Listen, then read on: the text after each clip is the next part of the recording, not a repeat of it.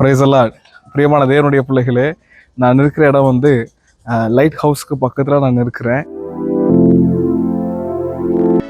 Light ஹவுஸினுடைய பயன்பாடு என்ன அப்படின்னா, பொதுவாக மீன் பிடிக்கிறவர்கள் படகுல சாயந்தரத்தில் கடலுக்குள்ளே போவாங்க. அவங்க முழுவதும் மீன் பிடிப்பாங்க. அவங்க ராத்திரி முழுவதும் அவங்க வலைகளை போட்டு அதற்கான காரியத்தை செய்துட்டு விடியற்காலம் சரியாக ஒரு 5-6 மணி போல தான் கடலை விட்டு வெளியே வருவாங்க.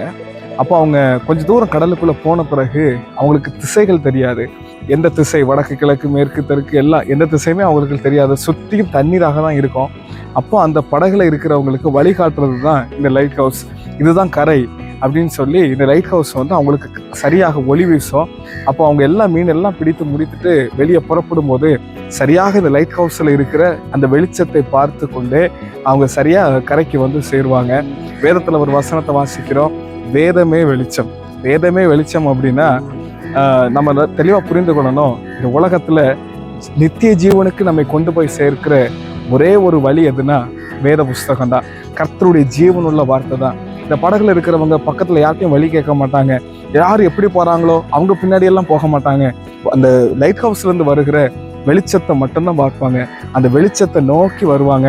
இயேசு கிறிஸ்து பிறந்த இடத்தை காட்டும்படிக்காக சாஸ்திரிகளுக்கு நட்சத்திரம் வழிகாட்டினது போல இந்த படகு ஓட்டிகளுக்கு கரையை வழிகாட்டுவது இந்த லைட் ஹவுஸ் தான்.